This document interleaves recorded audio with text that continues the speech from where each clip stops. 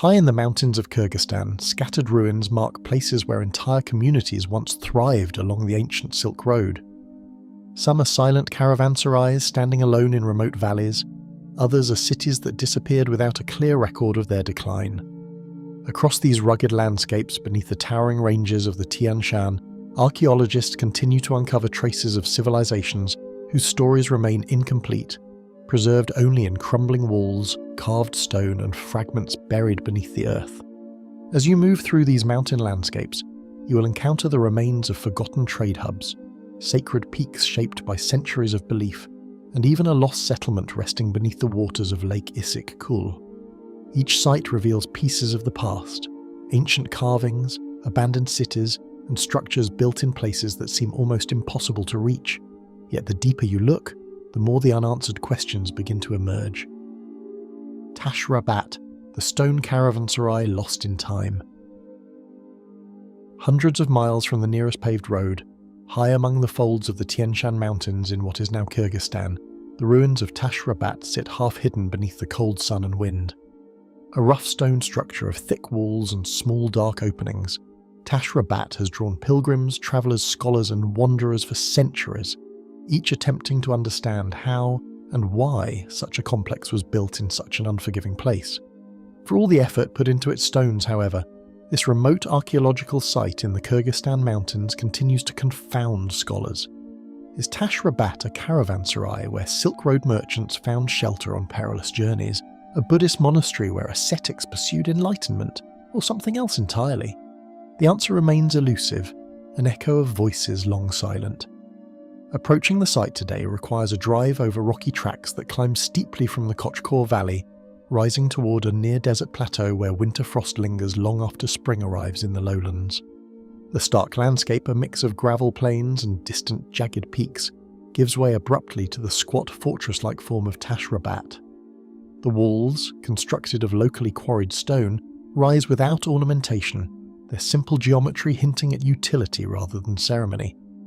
Narrow slit windows, positioned high, permit only slivers of light to enter the chambers within, creating an atmosphere of shadow and quiet that feels at once protective and forbidding.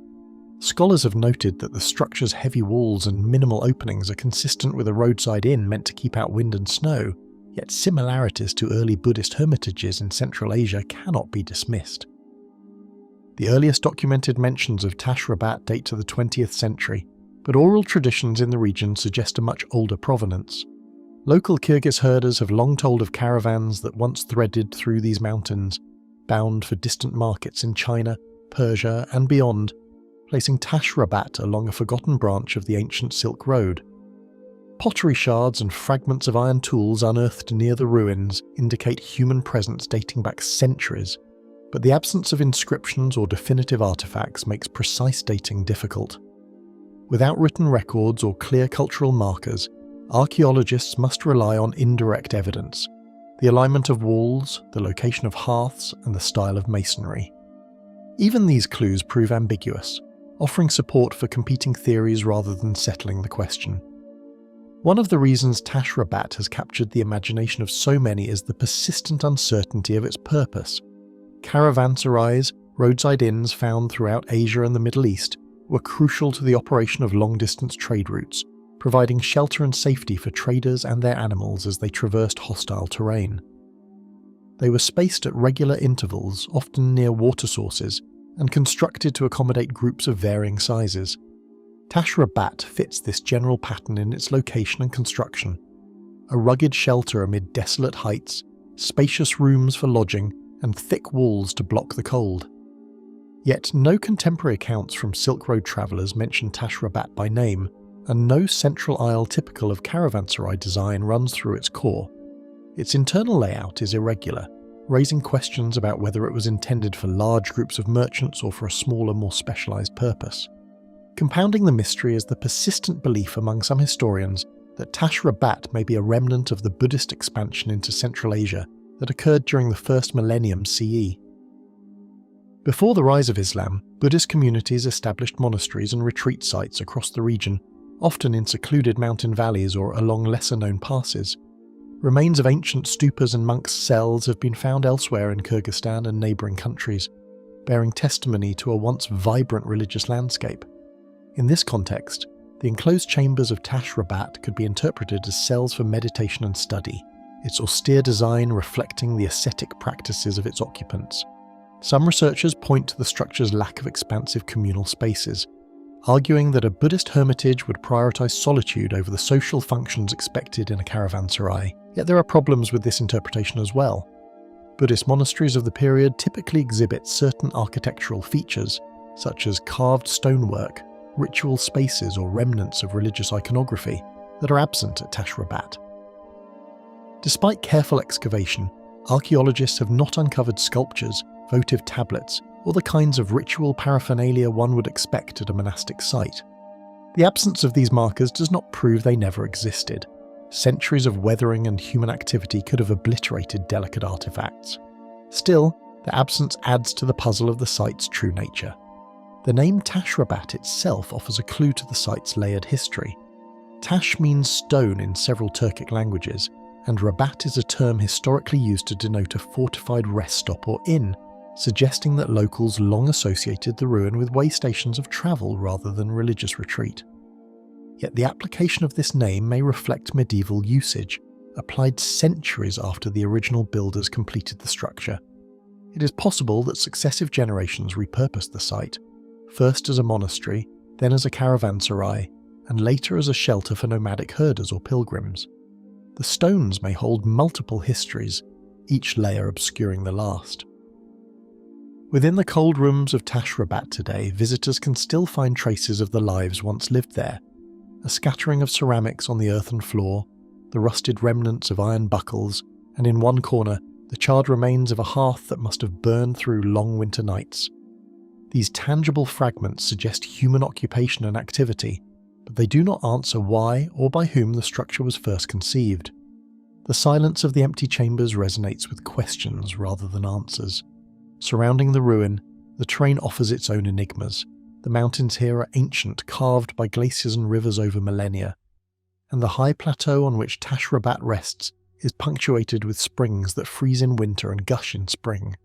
For travellers of old, water dictated routes and resting places, yet the nearest reliable spring is not immediately adjacent to the ruin, but several kilometres away. Why then was this particular location chosen for such a labour-intensive structure? It is a question that has perplexed researchers who would expect water access to be a primary consideration for any way station. Tash Rabat's isolation has also contributed to its mystique. Unlike monumental ruins that rise near populated valleys or along well-travelled corridors, this site stands alone in a landscape where snow can fall even in summer and where winter temperatures plunge far below freezing. The difficulty of access likely limited human contact for many centuries, preserving the ruin even as written histories passed it by. It is telling that the first detailed descriptions of Tash Rabat come not from ancient chronicles, but from modern explorers and archaeologists, drawn here by the challenge of its remoteness. In recent decades, efforts to study Tash Rabat scientifically have grown more systematic, with careful mapping and excavation, revealing the outline of its interior spaces and the distribution of artifacts.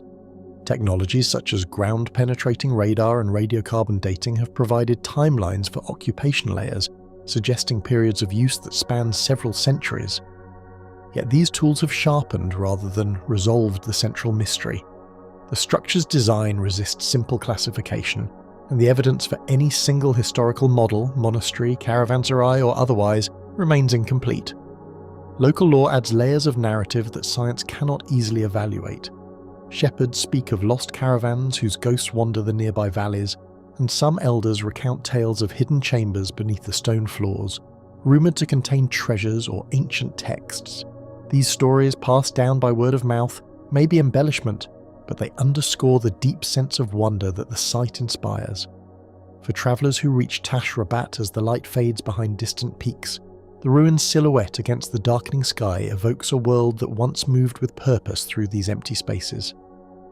Today, Tash Rabat attracts not only archaeologists, but also those seeking solitude or spiritual reflection, drawn by the same elements that baffled researchers: its seclusion, its silence, and its capacity to evoke questions without answers.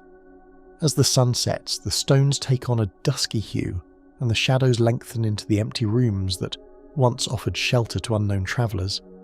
In the fading light, it becomes ever more difficult to discern the original intention behind this enigmatic structure, leaving only its mute testimony to a past that refuses to be fully understood.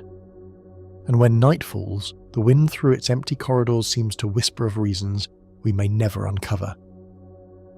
Birana Tower and the ruins of Balasagun, echoes of a forgotten empire. The Birana Tower rises abruptly from the flat plains, its worn stones catching the last rays of the sun, while the ruins of Balasagun stretch quietly in every direction, a silent monument to both human ambition and vanished powers. Here in the Chui Valley, where winds sweep down from distant mountain heights and the dust conceals the footprints of centuries, this archaeological site in the Kyrgyzstan mountains that science can't explain sits as the final remnant of a once thriving city. Known through sparse chronicles and fragmentary excavations, the tower and its scattered surroundings evoke questions that no excavation report fully resolves, inviting the imagination to wander between what is known and what has been lost. Even as historians trace Balasagun's rise and fall, the lingering silence in its ruins remains a mystery, as compelling as the stones themselves. Once a vibrant centre of culture and commerce along the Silk Road, the streets and square foundations of Balasagun now lie buried beneath soil and grass, its layout discernible only through careful archaeological mapping and the gentle curves of low mounds. Founded in the 9th century by the Sogdians, an Iranian-speaking people whose merchants linked east and west, Balasagun rose in prominence as a crossroads of ideas, goods, and faiths before becoming the capital of the Karakhanid Khanate in the 10th century. Traders, artisans, and scholars passed through its gates. Its markets of ceramics, textiles, and manuscripts, rumoured in distant cities yet surviving only in fragments here. Despite its documented importance, the city's disappearance remains a puzzle that defies simple explanation, for the traces of human life are incomplete and often enigmatic. Cobblestones and fragments of walls hint at a city carefully planned yet mysteriously abandoned, each foundation whispering clues that resist full interpretation, as if the ruins themselves guard their secrets. Archaeological surveys reveal that Balasagun's heart was enclosed by rings of defensive walls stretching kilometres across, suggesting not just an urban settlement, but a centre of power and regional authority. Within these limits, evidence of workshops, fortifications, and burial grounds has been uncovered, yet few inscriptions or written records remain in situ to illuminate the rhythms of daily life. The absence of comprehensive historical records leaves a gap that archaeological remains can only partially fill, deepening the sense of a vanished world that once pulsed with human endeavour. Standing taller than anything else in the surrounding landscape, the minaret's fractured bricks hint at both architectural mastery and centuries of untold events, its truncated form a testament to the ravages of time. Originally rising to around 45 metres, the Birana Tower was once a mighty call to prayer and a beacon for travellers and townsfolk alike, but repeated earthquakes in this seismically active region reduced it to the roughly 25 metres that remain today. Archaeologists believe the tower served as both minaret and watchtower, perched at the city's edge to guide eyes toward distant horizons and warn of approaching danger. Its brickwork, alternating smooth and decorated bands, reflects the engineering prowess of Central Asian builders of the 11th century. Yet this solitary pillar is all that survives of an entire citadel that once bustled with life. Why this tower endured while the rest of the city crumbled remains unanswered, a subtle puzzle written in stone. From afar, the scattered stone balballs resemble sentinels frozen in motion, their placement suggesting rituals or ceremonies whose purpose has been lost to time. These balballs, Turkic stone figures originally erected between the 6th and 10th centuries as grave markers or memorials for honoured dead, now stand dispersed across the open plain around the tower, many relocated from their original positions during past excavations. Their weathered faces and enigmatic forms, carved long before the city rose to prominence, hint at cultural layers in this landscape that precede Balasagun's zenith. Scholars debate their precise meaning. Some see them as symbolic of ancestral spirits, others as markers of tribal power, and still others suggest they marked sacred or boundary sites long forgotten. Their survival when most other monuments vanished contributes to the air of mystery surrounding Balasagun. Excavations have uncovered traces of domestic life. pottery shards, iron tools, spindle whorls, coins, and remnants of trade goods, yet no record explains the sudden disappearance of the city's population or the precise sequence of events that transformed Balasagun from capital to kiln of ruins. Russian archaeologists undertook significant work in the 20th century, unearthing mausoleum foundations and assorted artifacts that enrich our understanding of the city's structure and cultural diversity. But even these discoveries leave large gaps. The artifacts displayed in the site museum, ceramics inscribed with foreign scripts, remnants of decorative metalwork and stone tablets, suggest a population linked to vast networks of exchange, yet their stories are fragmentary at best. Each item hints at human lives abruptly interrupted, leaving only questions. Ancient texts and travellers' accounts hint at Balasagun's prominence along the Silk Road, yet they offer no insight into why so much of the city vanished almost without a trace, nor do they reveal the personal experiences of those who once walked its streets. In 1218, Balasagun surrendered to the advancing forces of the Mongol Empire without recorded resistance, an event that marked the beginning of its decline, yet the centuries that followed saw gradual abandonment that archaeology cannot fully chart. Once the Silk Road's vitality shifted and external pressures mounted, Balasagun's fortunes waned, buildings fell into disrepair, and populations moved on. Yet the reasons for its complete fade from prominence, whether economic, environmental, or political, remain bound up in evidence as incomplete as the ruins themselves.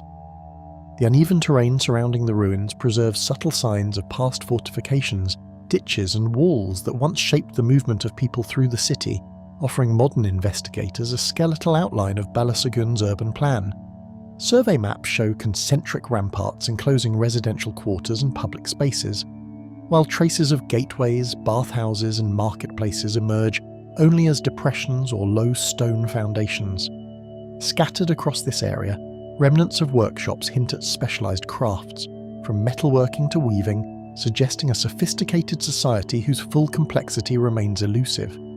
The skeletal city appears orderly at first glance, yet its silent streets resist reconstruction into a coherent story. In certain corners, clusters of balbals stand unusually close together, their carvings weathered and eroded, leaving scholars debating their original meaning and function as much as they debate the city's decline. Some stone figures depict human forms in stylized relief. Others stand as abstract markers, each a voice from a distant era that refuses to be neatly categorized. These enigmatic sculptures are accompanied by petroglyphs and stone tools from much earlier periods, hinting at a deep, layered history of human presence in the plains long before Balasagun's rise. The juxtaposition of such disparate artifacts evokes a sense of time bending upon itself, where one civilization's apex sits atop the remnants of older ones. The wind that sweeps across the plains carries a faint echo of the city's past bustle, though no living voice has crossed these stones for centuries, leaving only the whisper of imagination to fill the void. Visitors who climb the narrow staircases of the Burana Tower or wander through the open-air museum find themselves confronting both tangible history and the intangible question of human absence. Archaeologists have noted the patterns of streets, dwelling foundations, and water channels, yet no combination of evidence explains why the city could disappear so completely. In this tension between evidence and absence lies the heart of the mystery, as if the land itself has retained memory of lives it refuses to reveal. Local Kyrgyz legends add a further layer of intrigue. Shepherds speak of ghostly caravans wandering the plains at twilight, of balbals that move when no one is watching, and of hidden treasure buried under the foundations of vanished homes. While these tales cannot be verified, they underscore a cultural memory intertwined with the ruins, a human fascination with what is lost and inexplicable. The convergence of archaeology and folklore leaves a dual narrative, one of measurable facts and one of the ungraspable mysteries the ruins continue to inspire. Modern archaeologists tread carefully among the ruins, mapping layouts, measuring structures, and uncovering artifacts, while the deeper mysteries of Balasagun remain untouched. Their work enriches understanding of the material culture and architectural techniques of the Karakanid era, yet even with advanced methods like ground-penetrating surveys and meticulous stratigraphic digs, the reasons behind the city's abandonment and the cultural role of its surviving markers defy definitive answers. Balasagun continues to be inscribed on the UNESCO Silk Roads, Route's network of Chang'an Tian Shan Corridor World Heritage Site, a recognition of its historical significance and its unresolved questions about human history in Central Asia. Even as the sun dips behind distant hills, the Brana Tower and scattered stones seem to guard secrets that no record, no excavation, and no chronicle has yet revealed. Saimalu Tash, the petroglyphs that speak across millennia. High in the remote Kyrgyz mountains, the cliffs of Saimalu Tash rise like frozen pages of an ancient book, etched with marks that science has yet to fully decipher. Situated over 3,000 metres above sea level, the site is one of the largest petroglyph complexes in Central Asia, a record of human presence stretching across thousands of years. Here, among jagged cliffs and snow-dusted peaks, the carvings endure against wind, frost, and the relentless passage of time, leaving observers to wonder about the people who laboured to create them. This archaeological site in the Kyrgyzstan mountains that science can't explain confronts anyone who approaches with a question as simple as it is impossible to answer. What did these images mean to those who made them, and why were generations compelled to return to the same stones for centuries? Thousands of figures cover the rocks, from simple linear impressions to elaborate depictions of humans, animals, and symbols that defy clear interpretation. Estimates suggest that Saimalu Tash contains over 10,000 individual carvings, each a fragment of a long-layered story. Some engravings date as far back as the 2nd millennium BCE, while others were added during the 1st millennium CE, revealing a site continuously revisited and reshaped across generations. The repetition of certain motifs, carved anew in overlapping sequences, hints at traditions preserved in silence. Observers are left to wonder why this particular mountain demanded repeated attention over millennia, why its cliffs became a canvas for an ongoing dialogue that science has yet to translate. Some images appear ritualistic, others observational, yet none include inscriptions or written explanations, leaving scholars to interpret gestures and shapes without certainty. Anthropologists have proposed theories linking certain carvings to shamanic ceremonies, hunting rituals, or seasonal rites, yet these remain conjectural. Others suggest they may have served as mnemonic devices for storytelling, migration routes, or collective memory, yet the exact reasoning is elusive. The very ambiguity of the petroglyphs creates tension between the concrete evidence of human activity and the unknowable intent behind it, a tension that pervades every climb to the cliff faces. Nestled on jagged cliffs above narrow valleys, the site's position suggests deliberate choice, as if the creators sought both isolation and visibility for their work. From this height, mountain passes, water sources, and game trails could be monitored, suggesting both practical and symbolic motivations. The placement of the carvings often corresponds with prominent ledges, natural alcoves, and rock outcroppings, implying that topography itself shaped the art. Modern surveys note that certain petroglyph clusters align with striking vistas or openings in the surrounding ridges, hinting at ritualistic or spiritual significance. Yet why this particular mountain, rather than lower valleys or more accessible terrain, became a focal point of expression remains unanswered. Figures of hunters, dancers, and warriors appear in motion, their postures suggesting actions, ceremonies, or conflicts now lost to time. Human depictions vary from a few inches to over half a metre, sometimes detailed with bows, spears, or clothing patterns. Recurring motifs such as hands raised skyward or figures in dancing postures hint at complex social or spiritual behaviours. While some comparisons can be drawn with other Central Asian sites, the density and intricacy at Saimalu Tash are unmatched, leaving an unsettling impression of a culture that was deliberate, observant, and deeply connected to its environment. Ibex, deer, horses, and other creatures dominate the carvings, captured with remarkable precision. Some animals appear in motion, others in ritualized stances, suggesting that the engravings reflect not only the surrounding ecosystem but a worldview in which the natural and spiritual coexisted. Scholars debate whether these carvings were part of hunting magic, reverence for wildlife, or symbolic storytelling, yet no single interpretation fully accounts for their variety or prominence. The carving's survival in such an exposed location, enduring wind, ice, and sun, adds another layer of mystery to their creators' choices, Stars, suns, moons, and abstract geometric patterns appear alongside human and animal figures, hinting at a knowledge of the heavens that remains partially inscrutable. Certain patterns appear aligned with solstices or equinoxes, suggesting observational or ceremonial purposes, though the evidence is inconclusive.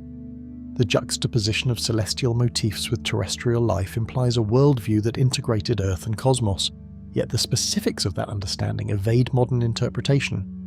Each shift of sunlight across the cliffs creates fleeting shadows that transform the carving's appearance, as if the cosmos itself were interacting with these human-made symbols. Deep grooves and subtle etchings reveal the skill of ancient artisans, whose techniques allowed these marks to survive centuries of exposure. Analyses of wear patterns indicate different tools and methods: pointed chisels, hammerstones, and careful pecking to create varying depths and textures. Layered carvings show that later generations sometimes traced or partially over older images, forming a dialogue across time. The effort required to execute these carvings at high altitudes, in freezing winds and rugged terrain, underscores the significance these images must have held for their creators. Evidence suggests that Saimalu Tash may have served as more than a static gallery. Some petroglyphs appear along deliberate paths, as if ancient people followed a ritual route from one cliff to another, stopping to carve or perform ceremonies along the way. Others are placed near seasonal watercourses, where melting snow or streams might have accentuated visibility, created reflections, or even carried sound during rituals. Observations indicate that certain carvings are positioned to catch sunlight or cast shadows at particular times of year, perhaps marking celestial events or seasonal ceremonies. The interaction between natural elements and human activity hints at purposes now lost, emphasizing the site's layers of meaning and its intimate link with the mountain environment. Modern surveys have catalogued tens of thousands of engravings, yet each discovery seems to raise more questions than it answers. Nearby smaller petroglyph clusters indicate that Saimalu Tash was part of a broader regional network of symbolic activity, yet connections between these sites remain speculative. Certain carvings depict hybrid figures, humans with animal traits, or animals interwoven with celestial symbols, unique to Saimalu Tash, leaving archaeologists puzzled. These singular forms suggest ideas, beliefs, or rituals that may have been localized, preserved here, yet now impossible to fully reconstruct. The organization of figures and symbols hints at social or cultural complexity. Variations in figure size, depth, and placement could imply hierarchy, ritual importance, or multi-generational contributions. Some sequences may encode stories, spiritual cosmologies, or maps of movement through the landscape, yet their meaning remains inaccessible. Observers are confronted with a puzzle, a sophisticated culture communicated across stone, time, and weather, yet the message has been obscured. Visitors and researchers alike are struck by a sense of dialogue with the past, a sensation that the rocks themselves are attempting to speak. Wind in alcoves produces subtle echoes, amplifying footsteps or whispered sounds, hinting that the site may have had an acoustic component to rituals or ceremonies. Seasonal light illuminates some carvings only at specific times of year, perhaps intentionally marking celestial events or sacred observances. Standing among these stones, one senses the layers of human intention, the repeated gestures across centuries, and the persistent mystery that refuses to yield to measurement or interpretation. Even the environmental context adds to the enigma. The harsh climate, altitude, and seasonal snow would have made access difficult, requiring sustained effort, planning, and dedication from the people who carved the petroglyphs. Why a site so remote commanded repeated attention for centuries remains unexplained. Moreover, some carvings appear in protective alcoves while others are exposed, suggesting choices meant to preserve or emphasize certain symbols. Modern erosion and lichen growth continue to obscure elements of the complex, yet the petroglyph's endurance is remarkable, hinting at both deliberate placement and remarkable craftsmanship. Local legends add a subtle cultural resonance. Shepherds and villagers speak of ghostly figures moving among the cliffs at dawn, of carvings that seem to shift in the shifting light, and of echoes of chants carried on the wind. While unverifiable, these tales highlight the enduring human fascination with the site and reflect an intuitive awareness that the petroglyphs preserve a form of communication beyond the reach of contemporary understanding. The combination of empirical evidence and living folklore reinforces the sense of Saimalu Tash as a place where the known and unknown intertwine. Though centuries have passed, the cliffs of Saimalu Tash remain an open book whose margins are written in a language the present can only wonder at. Suleiman II Sacred Mountain, a peak of unseen power. Pilgrims have traced paths along Suleiman II for centuries, leaving offerings and inscriptions whose meanings remain lost, yet every trace hints at a power that defies understanding. Unlike other sacred sites whose significance can be partially reconstructed from artifacts or architecture, Suleiman II presents an enigma where devotion, legend, and geography intertwine, creating a layered tapestry of human presence that persists even today. Scholars have attempted to unravel its mysteries, yet the mountain resists categorization, appearing at once both a tangible place of ritual and a threshold to the unknown. This archaeological site in the Kyrgyzstan mountains that science can't explain has drawn pilgrims, scholars and observers alike, all compelled by forces that remain elusive and unresolved. Narrow fissures, natural alcoves and hidden terraces have long served as stages for ceremonies, though the reasons these particular formations were chosen remain unclear. The mountain is riddled with spaces that appear almost purpose-built, yet are entirely natural, leaving visitors to wonder whether ancient peoples perceived some intrinsic quality that made them sacred. Certain alcoves are sheltered from wind, others are positioned to catch early sunlight, and some amplify even the faintest sound, suggesting a heightened awareness of natural phenomena and an intentional integration of environment into ritual practice. Some alcoves are so remote that their carvings are barely visible, as if hidden deliberately to preserve secrecy or to reward only those who undertake the full journey. In these micro-ritual spaces, pilgrims consistently left small stones, herbs or coins, a level of detail suggesting highly personal or esoteric practices that remain unexplained. Stone altars and Islamic shrines sit alongside older pre-Islamic sacred sites, revealing devotion that persisted across faiths and eras without erasing the layers beneath. Inscriptions, some in Arabic, others in older scripts or simple marks, suggest a continuity of reverence rather than abrupt cultural replacement. Pilgrims in the Islamic era would have encountered traces of their forebears' rituals, perhaps adding prayers or offerings to altars that had stood for centuries. Small carved figurines, scattered coins, and remnants of textiles indicate ritual acts that repeated across generations, each leaving an indelible mark on the mountain's history. Patterns of wear on stones and terraces reveal centuries of repeated footsteps, often forming deliberate sequences that suggest the pilgrim's movement itself was a ritualized act, choreographed in ways modern visitors can no longer fully interpret. This palimpsest of sacred acts, layered one atop another, leaves modern observers with an impression of time as a living, persistent force, a human narrative carved directly into stone. Observers note that caves, temples and altars appear positioned along precise lines, pointing toward unseen axes or distant landmarks whose significance has yet to be explained. Measurements reveal subtle geometric patterns, repeated angles, and sightlines connecting one shrine to another across the mountain's terraces. Some align with sunrises or sunsets at certain times of year, while others point toward distant valleys or river courses, suggesting a careful integration with the surrounding landscape. Yet no known culture has left records explaining why Suleiman II was chosen as a stage for such intricate spatial organization, and every new measurement only deepens the sense of deliberate mystery. Local accounts speak of spirits inhabiting specific alcoves, of prayers answered in unlikely ways, and of inexplicable sensations that have drawn pilgrims for generations. Shepherds and villagers recount sudden chills in one passage and warmth in another, of hearing echoes that carry words from nowhere, or glimpsing figures that vanish upon approach.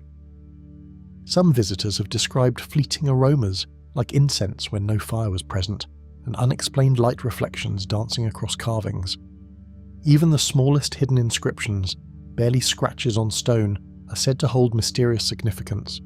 These stories, while unverifiable, are consistent across decades and contribute to the mountain's reputation as a place where the ordinary rules of perception falter, reinforcing its aura of ancient unseen power. Evidence of offerings, candle remnants, and worn paths suggest ceremonies repeated over centuries, each act adding to the mountain's layered history of devotion. Small piles of stones, fragments of cloth, and coins left in cracks are still visible along favoured paths, their placement hinting at a ritual logic now lost. Pilgrims often leave objects in sequences, creating patterns whose meaning remains obscure yet clearly deliberate. Each artifact is a small dialogue between the living and the sacred, a silent conversation across centuries that has survived despite time, weather, and human passage. Seasonal changes affect ritual activity. Some ceremonies are timed to specific days when sunlight falls across shrines in particular ways, while others occur at moments tied to lunar or agricultural cycles, adding a temporal dimension to the mountain's mystery. The wind whistles through fissures, sunlight drifts across the cliffs, and shadows play across weathered stone, creating an environment that feels alive with ancient presence. Daylight shifts transform familiar carvings, sometimes revealing details unnoticed at other hours. Pilgrims report that certain paths seem to guide them almost instinctively toward hidden alcoves, as if the mountain itself directs movement and attention. Birdsong resonates in echoing chambers, blending with the wind to create a living soundtrack for ceremonies. This sense of guidance, whether imagined or perceptible, reinforces the impression that Suleiman II is a space where human experience and natural phenomena are intimately intertwined. Variations in the size, orientation, and materials of the shrines suggest deliberate choices whose purpose remains unknown, hinting at hierarchy or function lost to time. Larger altars dominate prominent terraces, while smaller alcove shrines are tucked into narrow passages. Some incorporate smooth stone, others rough-hewn boulders, and some display intricate carvings whose symbols remain undeciphered. The careful placement of each element paired with subtle differences in construction implies an understanding of ritual architecture that extends beyond mere devotion, suggesting that the mountain may have been designed as a structured sacred landscape. Some clearings and sacred points align with solstices or equinoxes, indicating an awareness of celestial cycles that may have guided rituals. Shadows fall in specific patterns, sunlight illuminates carvings only at precise moments, and certain altars are fully visible only from particular vantage points. Scholars have documented these phenomena, noting the mountain's potential role as a calendar or ceremonial observatory. Yet despite these observations, the significance remains speculative. Whether for agricultural, spiritual, or astronomical purposes, the true intent continues to evade explanation. Narrow passages and natural amphitheatres amplify whispers, chants, and footsteps, suggesting that sound may have played a deliberate role in spiritual practices. Pilgrims would have sensed the resonance, intentional or coincidental, as their voices carried across hidden chambers. Some alcoves magnify the faintest utterances, while others absorb sound entirely, creating unpredictable acoustic effects. Wind and echoes combine with ritual actions, producing an experience that could easily be interpreted as supernatural. Whether ancient worshippers recognized and exploited these phenomena remains unknown, but the result is an atmosphere designed to evoke awe, attention, and the sensation of invisible presence.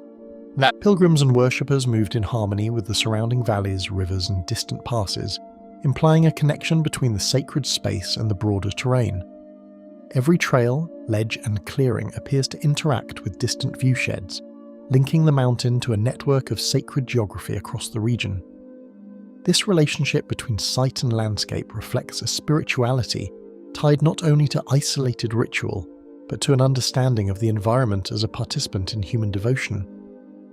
Pilgrims' routes suggest careful observation of vantage points and seasonal conditions, highlighting an enduring awareness of how the mountain's spaces intersect with the wider world. Archaeologists have painstakingly documented inscriptions, mapped shrines, and studied alignments, yet the full significance of these patterns remains unresolved. Surveys reveal inscriptions in multiple languages and scripts, some partially eroded, others remarkably well preserved, all contributing to a record that is fragmentary yet compelling. Even modern technology, from laser scanning to photogrammetry, uncovers only the surface of a mystery that has persisted for centuries. The smallest scratches, hidden inscriptions, and subtle carving techniques point to knowledge that may have been deliberately restricted, accessible only to those initiated into esoteric ritual. Each discovery raises new questions about the motivations, knowledge, and beliefs of those who shaped this sacred landscape. Even today, visitors leave offerings and prayers, sustaining a human dialogue with a site whose powers continue to be felt but never fully explained. Modern pilgrims follow paths worn over centuries, pause at shrines, and whisper intentions into crevices that have received countless voices before them. Some leave symbolic carvings or chalk inscriptions echoing centuries of devotion, while others perform rituals observed but never recorded, adding new layers to a history that remains partially hidden. This continuity emphasizes that the mountain is not merely an artifact of the past, but a living locus of interaction, devotion and wonder. Centuries of devotion, observation and legend linger here, yet Suleiman too keeps its secrets close, whispering mysteries that may never be understood. Akbashim Suyab, the ancient Silk Road city that disappeared. Once a thriving Silk Road hub, Akbashim now lies in quiet ruins, its streets and walls reduced to fragments that hint at a life abruptly interrupted. Archaeologists and historians have long been captivated by the city's sudden disappearance, situated at a strategic point linking distant civilizations. Though the region still carries traces of its former prominence, the factors that led to the city's decline remain elusive, and much of its story is written only in the silent stones scattered across the landscape. This archaeological site in the Kyrgyzstan mountains that science can't fully explain offers a rare glimpse into a city once vibrant with trade, culture, human ambition, and the kind of urban sophistication that seems almost lost to time.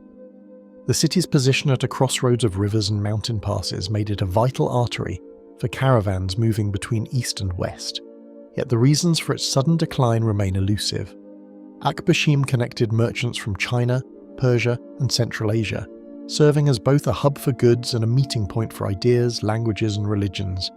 Its rivers provided water and transportation routes, while the surrounding passes allowed caravans to bypass more treacherous terrain.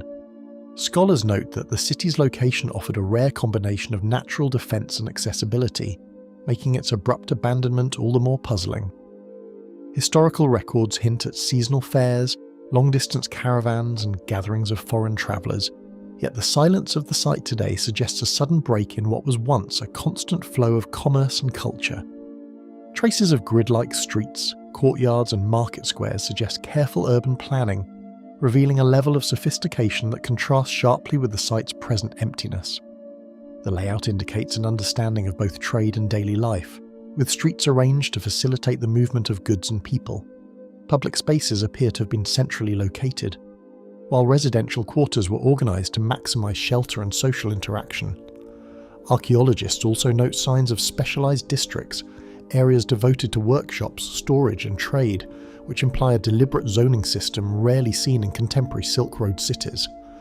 These patterns demonstrate that Akbashim was not merely a temporary stop along the Silk Road, but a fully functioning urban centre, designed to support both commerce and community life on a grand scale. Ruined walls and scattered tower foundations speak to a city once fortified against threats, though archaeologists still debate the nature of the dangers it faced. Thick defensive walls suggest concerns about raids or invasions, while strategic watchtower placements hint at a need for surveillance over trade routes.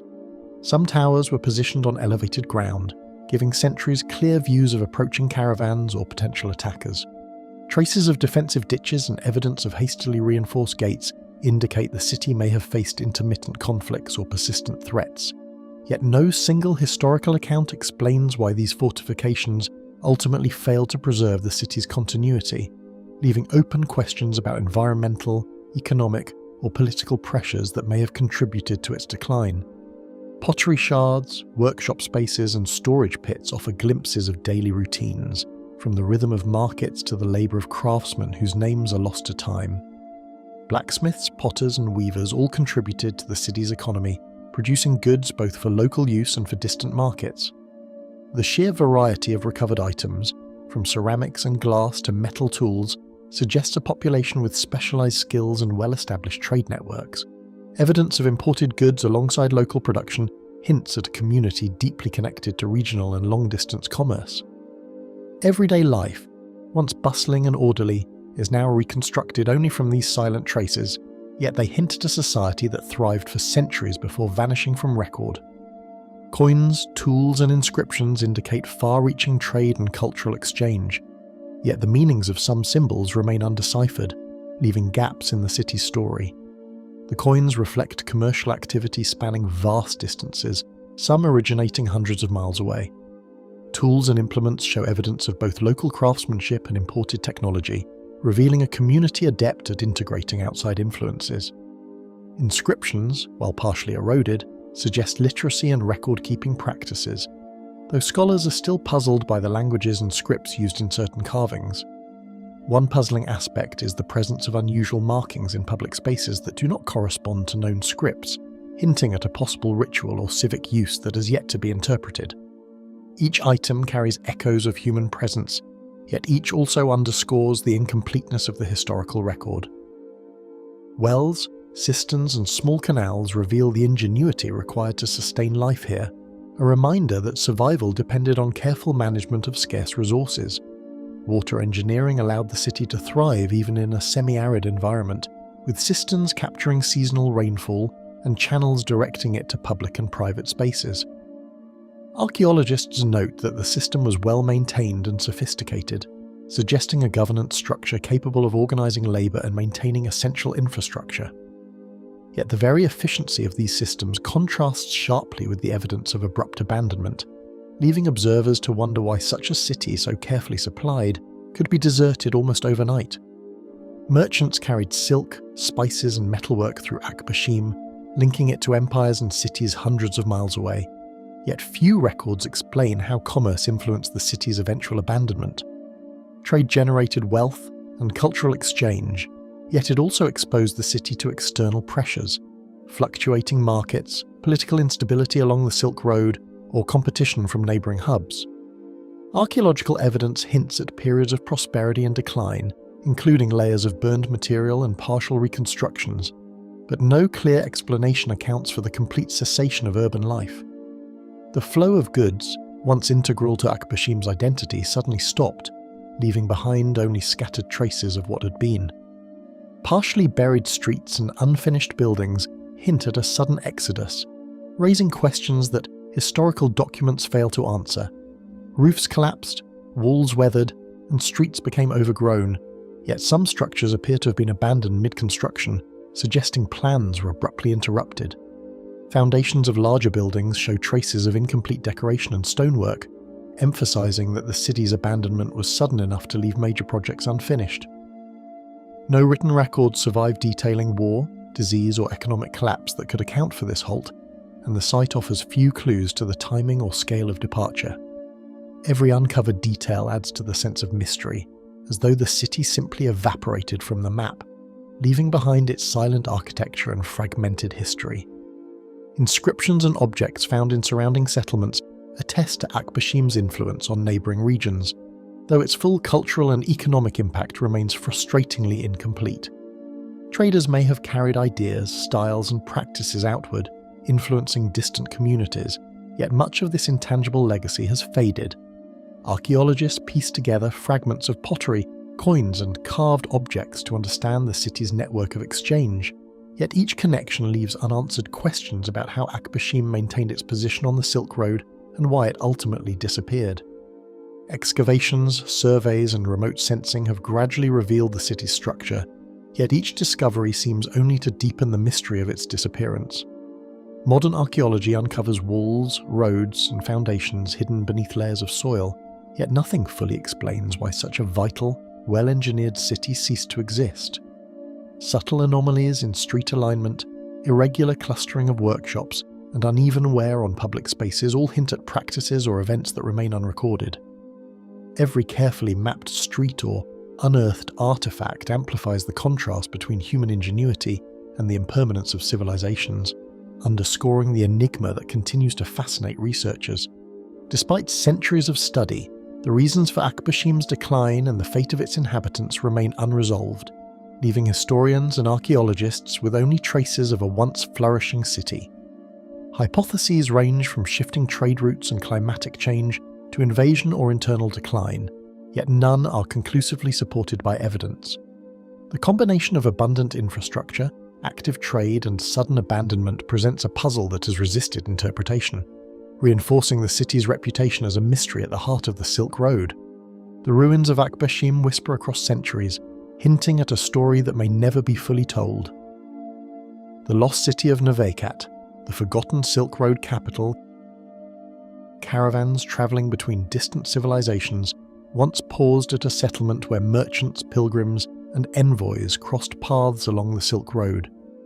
Long before the routes of Central Asia were mapped with precision, travellers moving between China, Persia, and the lands of the Western Steppe followed networks of valleys and passes that gradually formed one of the most influential trade systems in history. Along these routes, cities rose and fell as fortunes shifted and empires expanded or collapsed. Within this broader landscape of movement and exchange, one location in northern Kyrgyzstan developed into a meeting place whose full story remains only partially understood. Not far from other archaeological sites in the Kyrgyzstan mountains that science still struggles to fully explain, the ruins of Navaikat hint at a settlement that once stood at the centre of a remarkable convergence of cultures. Only later would archaeologists recognise that this meeting place corresponded to the lost city known as Navaikat, a settlement whose influence once stretched far beyond its immediate surroundings. Historical references preserved in distant chronicles describe a city called Navaikat as an important station along the Silk Road, though the descriptions are often brief and scattered.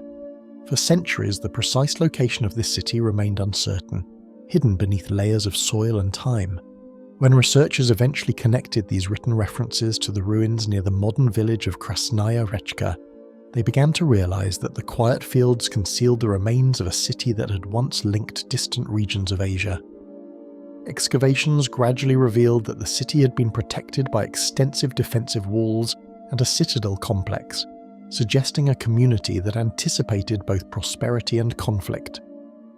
The fortifications enclosed a large urban area whose scale indicated that Navaikat was not a minor outpost but a substantial centre of trade and administration. Thick earthen ramparts and structural foundations mark the outlines of walls that once protected markets, homes, and religious buildings within the city's perimeter. These defences reflect the reality of Silk Road life, where wealth and vulnerability often existed side by side, and where cities had to guard against both opportunistic raiders and rival powers competing for control of trade routes. Among the most surprising discoveries were the remains of Buddhist temples, evidence that monastic communities had once taken root along these trade routes. Archaeologists uncovered traces of religious architecture that revealed the presence of Buddhist worship far beyond the regions where the tradition first developed. These structures suggest that monks, travellers and merchants carried not only goods across the Silk Road, but also spiritual ideas and cultural practices. The temples stand as reminders that religious networks followed the same paths as commercial caravans, spreading beliefs across enormous distances and allowing communities to emerge in places where they might otherwise seem unlikely. Further investigation revealed that Navaikat was not defined by a single tradition, but instead contained traces of multiple faiths practiced within the same urban space. Historical accounts and archaeological evidence suggest that, alongside Buddhist communities, other religious traditions were present in the region. Elements associated with Zoroastrian belief and forms of Christianity connected to Silk Road communities appear to have coexisted within the broader cultural landscape surrounding the city. Such diversity reflects the unusual character of Silk Road settlements, where merchants and travellers from different civilizations often shared the same streets, markets, and places of worship. Artifacts uncovered from the site point toward a network of trade that connected the settlement to distant regions across Asia. Coins discovered during excavations reveal links with wider economic systems, while ceramics and decorative objects demonstrate artistic influences that travelled across continents. Each object recovered from the soil serves as a fragment of a much larger story, one in which goods moved steadily across mountains and deserts through the efforts of countless merchants and caravan drivers. These items also confirm that Navaikat participated in the broader economic web that defined the Silk Road for centuries. At the centre of the city stood a fortified citadel whose elevated platform likely served as both an administrative hub and a symbol of authority. From this vantage point, the leaders or officials who governed the settlement would have overseen the movement of goods and people entering the city. The citadel's size and strategic placement indicate that it played a crucial role in maintaining order and organising the commercial activity that flowed through the region. Structures within the complex may have housed administrative offices, storage areas, or residences connected to those responsible for managing the city's affairs. Residential compounds and workshop areas surrounding the central structures reveal how ordinary life unfolded in a place shaped by long-distance commerce. Craftsmen likely produced goods that could be traded locally or added to the cargo of passing caravans. Blacksmiths, potters, and other skilled workers contributed to the daily functioning of the city, while merchants negotiated exchanges that carried goods onward to distant markets. The remains of streets, courtyards, and domestic spaces offer glimpses of communities that lived within the rhythms of trade, adapting their lives to the constant arrival and departure of travellers from faraway lands. Evidence scattered through the archaeological layers suggests that the city endured cycles of disruption and rebuilding during its history. Sections of burned material and reconstructed structures indicate that periods of conflict or instability may have forced the inhabitants to repair or reinforce parts of the settlement. Such patterns were common along the Silk Road, where shifting alliances and military campaigns sometimes reshaped the fortunes of entire regions. Yet the evidence at Navakat does not point to a single catastrophic event that ended the city's existence, leaving the reasons for its final disappearance uncertain. Despite its strategic location and vibrant cultural life, Navakat eventually slipped from the historical record. Over time, changes in political power, trade patterns, or regional stability may have weakened the city's importance. As routes shifted and new centres emerged, settlements that once thrived on caravan traffic sometimes declined rapidly. The archaeological remains suggest that Navakat experienced such a transformation, gradually losing the prominence that had once made it an essential link between distant parts of the Silk Road. Modern archaeological work has uncovered fragments of streets, walls, and religious buildings that confirm the city's importance along the Silk Road. Excavations continue to reveal details about the layout of the settlement and the diverse influences that shaped its development. Yet even as researchers piece together these fragments of evidence, many aspects of the city's history remain unclear. The limited number of surviving written records means that archaeologists must rely heavily on physical remains to reconstruct the story of a place that once connected multiple civilizations. What continues to puzzle researchers is how such an unusually diverse religious and cultural environment developed in this particular place. The coexistence of different traditions suggests that Navakat functioned as more than a trading station. It may have been a crossroads where ideas, beliefs, and identities intersected in ways that left lasting impressions on the region. Understanding how these communities interacted and why this environment eventually faded remains one of the most intriguing questions surrounding the site. The traces that remain today hint at a city that briefly brought together distant civilizations before fading almost entirely from memory. Layers of soil now cover the streets where merchants once bargained and pilgrims once passed, leaving only fragments of stone and earth to testify to the city's existence. Archaeology has revealed enough to confirm that Navakat once played a meaningful role in the Silk Road world, yet the full story of its rise, its cultural complexity, and its quiet disappearance continues to resist complete explanation. A city where distant beliefs and empires briefly converged, leaving behind ruins that still guard the reasons for its disappearance. Toru Aig, the sunken Silk Road city beneath Lake Issyk-Kul. Few archaeological discoveries begin not on land, but beneath the surface of a vast mountain lake whose waters conceal traces of forgotten history. Along the northern shores of Lake Issyk-Kul, divers and researchers searching the lakebed have encountered remnants of structures that appear to belong to a long-vanished settlement. The discovery adds another layer to the growing list of archaeological sites in the mountains of Kyrgyzstan that science has struggled to fully explain. Unlike ruins slowly eroded by wind or sand, these remains lie submerged beneath deep, cold water, preserved in silence. The possibility that an entire Silk Road community once stood where waves now pass quietly overhead has transformed the lake into one of the region's most intriguing historical puzzles. Lake Issyk-Kul has long drawn attention not only for its immense size and unusual depth, but for persistent reports that remnants of ancient settlements lie hidden along its floor. Surrounded by the towering ranges of the Tian Shan, the lake occupies a high-altitude basin that has shaped human travel across Central Asia for centuries. its waters remain remarkably clear and rarely freeze despite harsh winters, creating conditions that have allowed objects to survive beneath the surface far longer than they might elsewhere. For generations, travellers and local inhabitants spoke of stone walls visible through the water in certain places along the shore, though such stories were often dismissed as exaggerations or misinterpretations of natural rock formations. Modern underwater surveys eventually confirmed that stone structures and fragments of buildings were scattered across portions of the lakebed. Archaeologists using diving expeditions and sonar imaging began documenting shapes that resembled foundations, collapsed walls, and sections of constructed surfaces. These features appeared in clusters rather than isolated fragments, suggesting that they once formed part of a coherent settlement rather than a collection of unrelated ruins. As investigations expanded, researchers realized that the lake concealed more than a few scattered remains. It held evidence of human habitation that had once stood above ground before disappearing beneath the water. Among these submerged remains, researchers identified what appears to be a medieval settlement near the area known as Toru Aegir. Stone alignments and structural remnants indicated organized construction, while the spacing between features suggested streets or courtyards that once separated buildings.